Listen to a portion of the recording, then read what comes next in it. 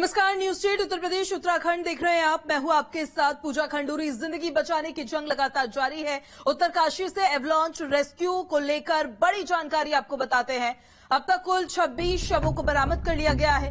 3 लापता पर्वतारोहियों की तलाश अभी भी जारी है। एवलांच में कुल 29 ट्रैकर्स लापता हुए थे।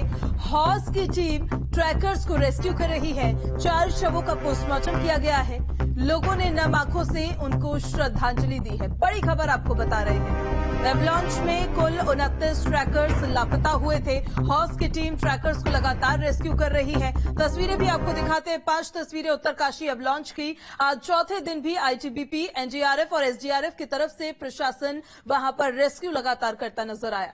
खराब मौसम की वजह से रेस्क्यू टीम को कई बार परेशानियों का सामना करना पड़ा, तो कड़ी मशक्कत के बाद 4 ट्रैकर्स के शव उत्तरकाशी के जिला अस्पताल लाए गए हैं। शवों का पोस्टमार्टम किया गया है। 3 शव जहां उत्तराखंड के हैं, तो वहीं एक हिमाचल का युवक बताया जा रहा है। इस बीच नम आंखों से लोगों ने मृतकों को श्रद्धांजलि दी। पोस्टमार्टम की कार्रवाई के बाद गार्ड ऑफ ऑनर देकर शव परिजनों को सुपुर्द कर दिए गए।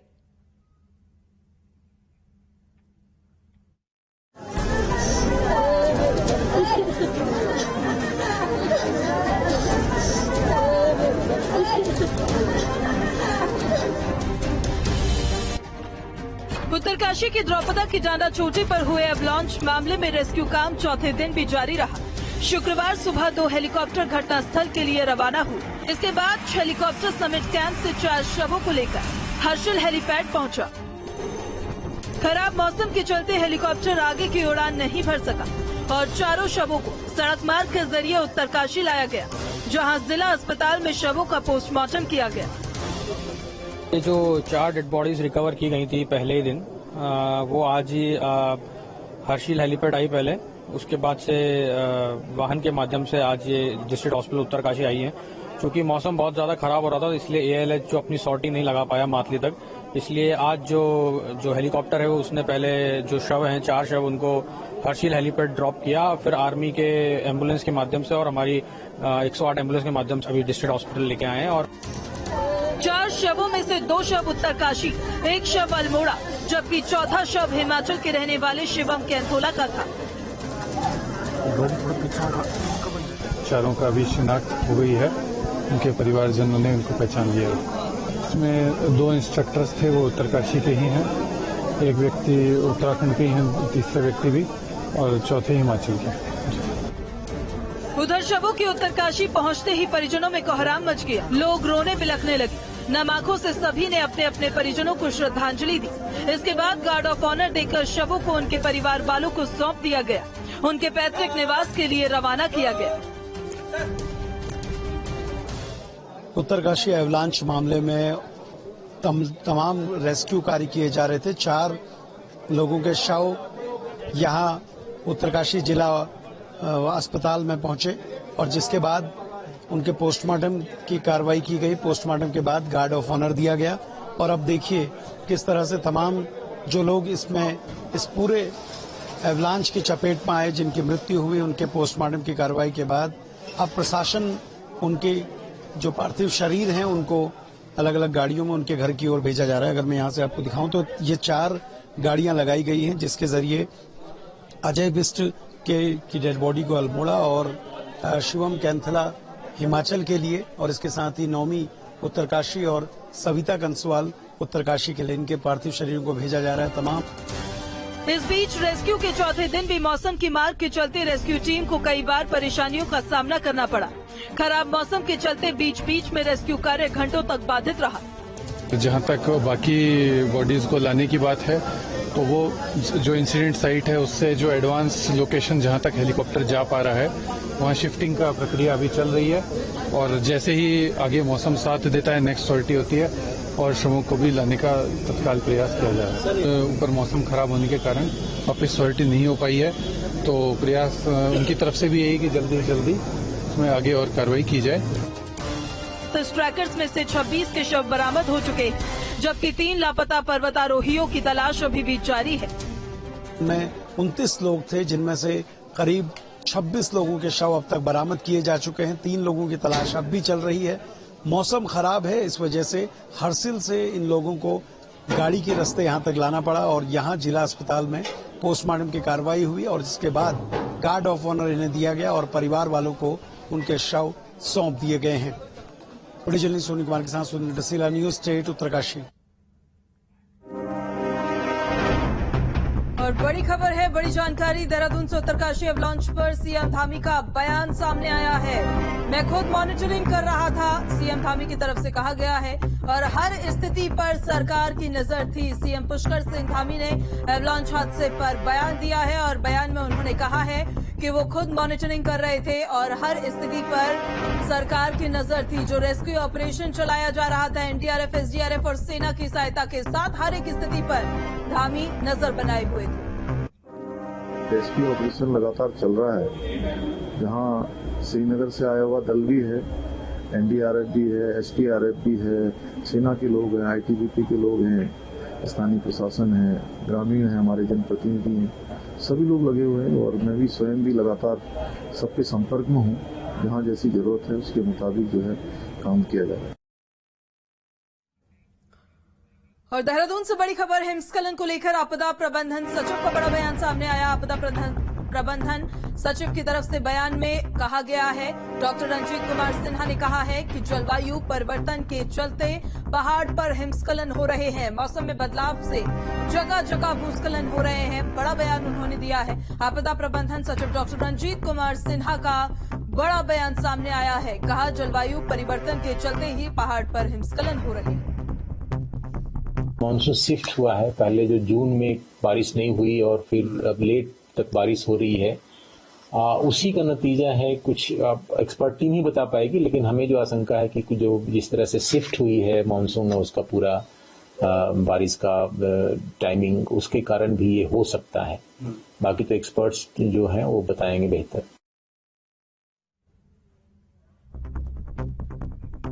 तो मौसम में बदलाव की वजह से जगह जगह भूस्खलन हो रहे हैं, हिमस्खलन हो रहे हैं, कहा गया है प्रबंधन सचिव के द्वारा। आपदा प्रबंधन सचिव का बड़ा बयान सामने आया, जिसमें उन्होंने बताया क्योंकि मौसम में परिवर्तन हो रहा है, इसकी वजह से जगह जगह भूस्खलन हो रहा है।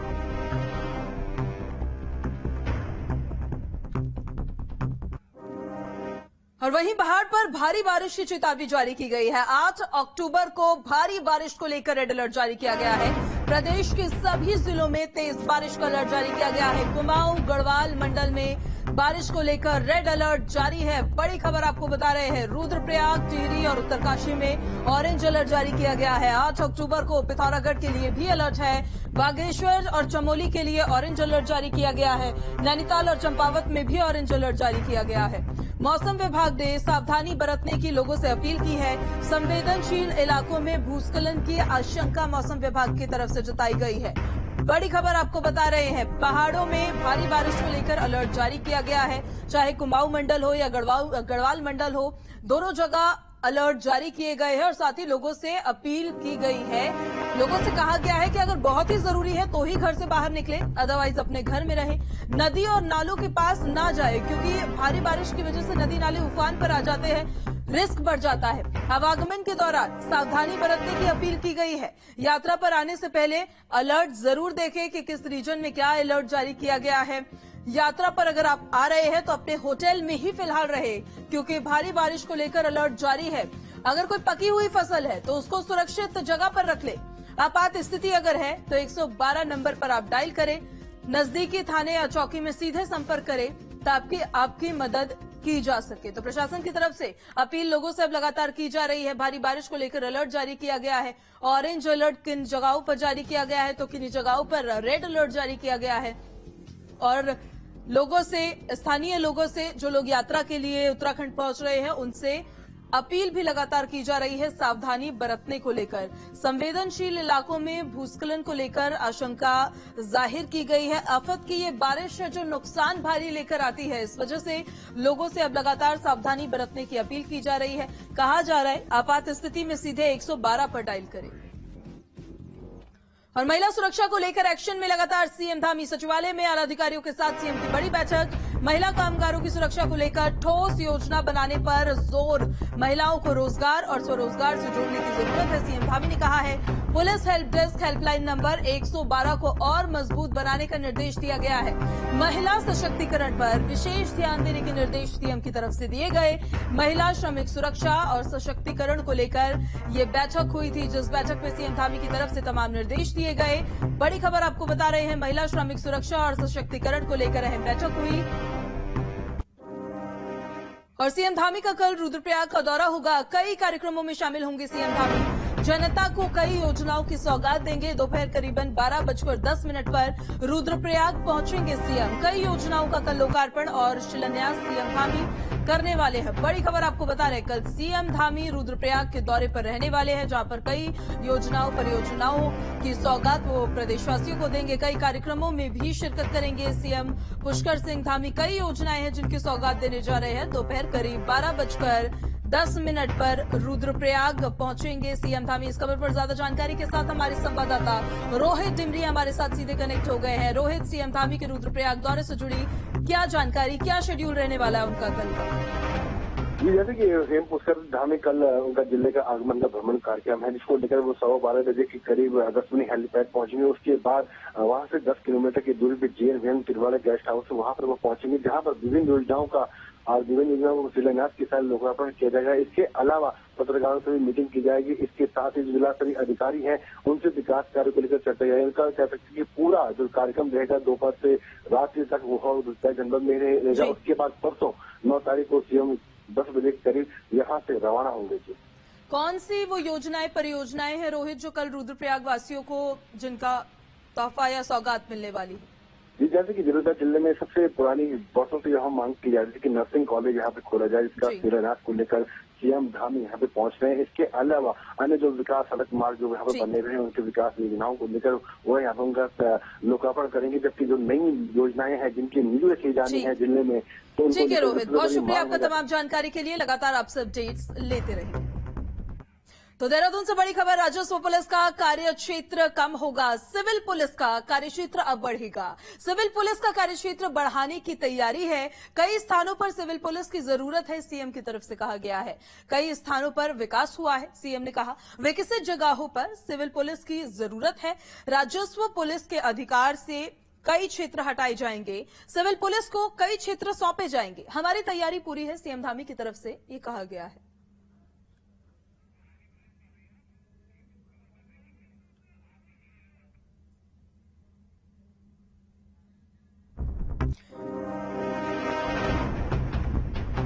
तो देहरादून से बड़ी खबर आपको बता रहे हैं, राजस्व पुलिस का कार्यक्षेत्र अब कम होने जा रहा है, सीएम धामी की तरफ से जानकारी दी गई। सिविल पुलिस का कार्यक्षेत्र अब और बढ़ाया जाएगा। बड़ी जानकारी, इस वक्त की बड़ी खबर, सिविल पुलिस का कार्यक्षेत्र बढ़ाने की तैयारी की जा रही है, जिसके तहत आपको बता दें कि कई स्थानों में राजस्व पुलिस का कार्यक्षेत्र जो होगा वो कम होगा, और उसी के साथ साथ जो सिविल पुलिस होगी उसका कार्यक्षेत्र जो होगा उस कार्यक्षेत्र को बढ़ाया जाएगा। सिविल पुलिस का कार्यक्षेत्र बढ़ाने की अब तैयारी की जा रही है, सीएम धामी की तरफ से बताया गया है। साथ ही कई स्थानों पर सिविल पुलिस की जरूरत है, सीएम की तरफ से कहा गया है, जिस वजह से अब ये चेंजेस की जाएंगे। क्योंकि जहाँ टूरिज्म बढ़ा है, भौतिक निर्माण कार्य काफी ज्यादा हुए हैं, सड़कें बनी हैं और भी अवस्थापना सुविधाएं तेजी से विकसित हुई हैं, तो उन सभी क्षेत्रों में अब राजस्व पुलिस की जगह नियमित पुलिस की आवश्यकता है, जरूरत है। उस जरूरत के मुताबिक हमने सारा कैलकुलेशन कर लिया है और धीरे धीरे हम चरणबद्ध तरीके से सभी स्थान जहाँ भी ऐसी जरूरत है वहाँ पर जो है नियमित पुलिस को करवाएं। बहुत सारा जो हमारा विभाग है वो अभी तक राजस्व पुलिस की जिम्मेदारी में आता है, लेकिन नए नए निर्माण कार्य हो गए हैं, सड़कें बन गई हैं, काफ़ी चेंज हो गया है पहले से, तो उस पर काफ़ी दिनों से हम लोगों का मंथन चल रहा था। उसकी लगभग तैयारियां हो गई हैं और चरणबद्ध तरीके से हम राजस्व पुलिस जहाँ जहाँ हैं उसको नियमित पुलिस में करेंगे और उसके लिए हमने सारी तैयारियां कर ली हैं। और हरिद्वार जिला पंचायत अध्यक्ष और ब्लॉक प्रमुख चुनाव को लेकर बड़ी जानकारी। बीजेपी की तैयारी लगातार तेज है। हरिद्वार जिला पंचायत अध्यक्ष के लिए बीजेपी ने राजेंद्र सिंह को अपना प्रत्याशी घोषित किया है, तो वहीं बीजेपी प्रदेश अध्यक्ष महेंद्र भट्ट ने अधिकतर सीटों पर बीजेपी के उम्मीदवार निर्विरोध जीतने का दावा कर डाला है। तो बीजेपी ने राजेंद्र सिंह पर भरोसा इस बार जताया है। हरिद्वार जिला पंचायत अध्यक्ष और ब्लॉक प्रमुख चुनाव को लेकर बीजेपी की तैयारियां लगातार तेज है। हरिद्वार जिला पंचायत अध्यक्ष के लिए बीजेपी ने राजेंद्र सिंह को अपना प्रत्याशी घोषित किया है। हरिद्वार के अंदर अनेकों विकास खंडों में निर्विरोध चुनाव जीतेंगे, ऐसी मेरी अपेक्षा है, क्योंकि वहां की जनता ने वहां के जनप्रतिनिधियों पे पूरी तरह विकास के लिए एक दबाव बनाया हुआ है। उसके ही रिजल्ट है, बड़ी संख्या में लोग हमसे जुड़ रहे हैं, सारे बीडीसी मेंबर आ रहे हैं, और ऐसा मुझे महसूस होता है कि वहां की जनता के प्रभाव से, वहां की जनता के दबाव से लोग दलों को नहीं देख रहे हैं, विकास को देख। टिहरी बांध में फ्लोटिंग हट्स को लेकर बड़ी खबर सामने आई है। झील में गंदगी फैलाने का मामला सामने आया।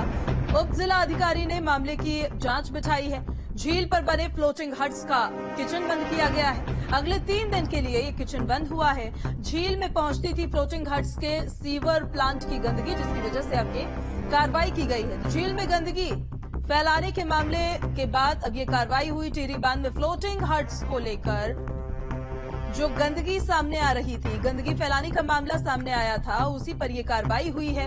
अमित हमारे संवाददाता इस खबर पर ज्यादा जानकारी के साथ जुड़ गए हैं। अमित, बताइए पूरी जानकारी क्या है? जी, आपको बताना चाहूंगा कि टिहरी बांध की झील के ऊपर पर्यटन विभाग के द्वारा एक फ्लोटिंग 60 करोड़ रुपए की लागत से एक फ्लोटिंग हट्स बनाई गई है, जिसे कि लिरोई कंपनी को लीज 30 साल की लीज पर दिया गया है। और यहाँ पर जो सीवर प्लांट है वो पूरा पानी और सीवर प्लांट का जो गंदा पानी है, किचन का है, जो भी गंदगी है वो झील में डाली जा रही है। इस होटल की जितनी भी गंदगी है वो पूरे टिहरी झील में डाली जा रही है, और सीधे सीधे हम कह सकते हैं कि ये धार्मिक आस्था पर ये चोट पहुंचाई जा रही है, क्योंकि यही पानी देवप्रयाग, ऋषिकेश और हरिद्वार पहुंचता है। और जो ऋषिकेश हरिद्वार में जो आस्था के कारण वहां पर ऋषिकेश हरिद्वार पहुंचते हैं, जो गंगा जल आचमन करते हैं, हम कह सकते हैं कि गंदा पानी जो गंगा जल का है उसका वो आचमन कर रहे हैं। तो कहीं ना कहीं यहाँ पर जो लिरोई कंपनी के द्वारा जो यहाँ पर मानकों को ताक पर रखकर गंदगी फैलाई जा रही है, जिसकी शिकायत यहाँ पर सागर भंडारी जो सामाजिक कार्यकर्ता है उसके द्वारा किया गया। साथ ही एक वीडियो यहाँ का वायरल एक यहाँ के ही कर्मचारी ने किया, जिसमें साफ साफ दिखाई दे रहा है कि किस तरह से ये गंदगी झील में डाल रहे हैं। तो ये मामला काफी वायरल भी हुआ, जिस पर जिला अधिकारी ने इसमें जांच कमेटी बनाई है। आपका तमाम जानकारी के लिए। तो झील में गंदगी फैलाने का ये मामला सामने आया था, एसडीएम ने इस मामले में जांच बैठाई और अब ये कार्रवाई की गई है।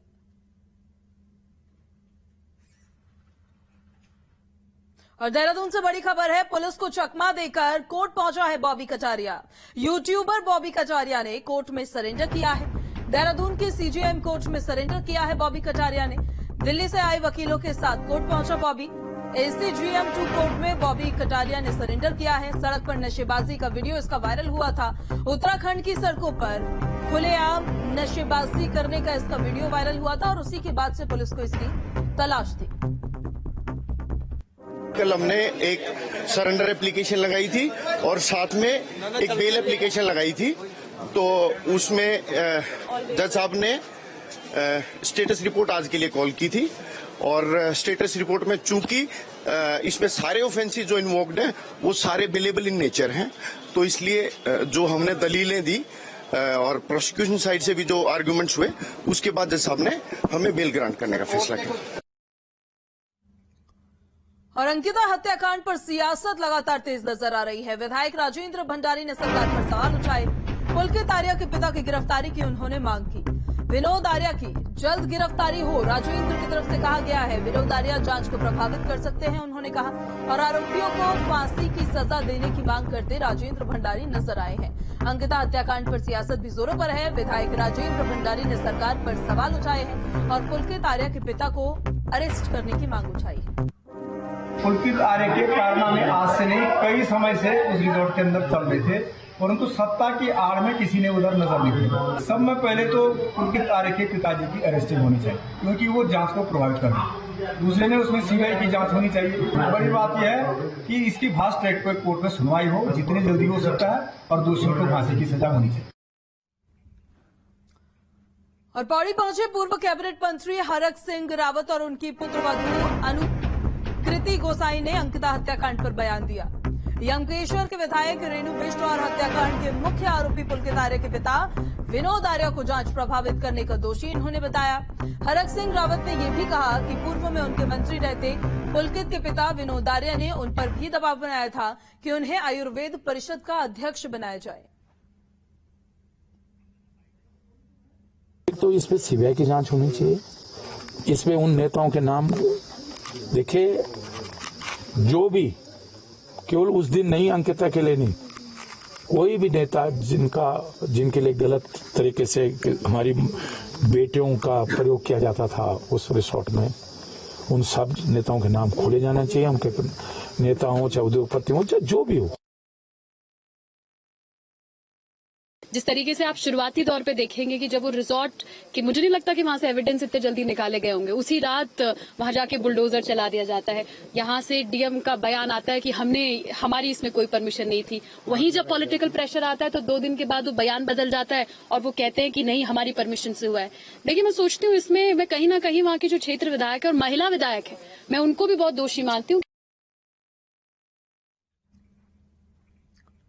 और परमार्थ निकेतन में नारी संसद कार्यक्रम हुआ। 8 और 9 अक्टूबर को कार्यक्रम में शामिल होंगी राज्यपाल।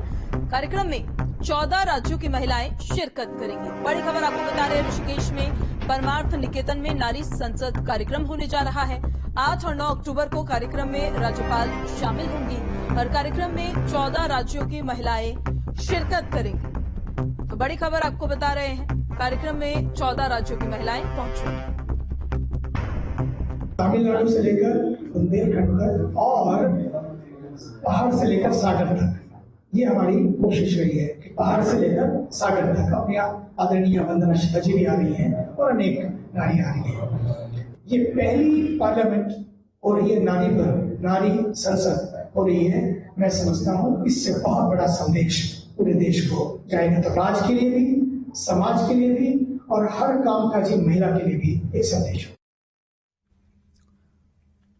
और पहाड़ समाचार में मेरे साथ अभी इतना ही। आप बने रहिए न्यूज़ स्टेट के साथ।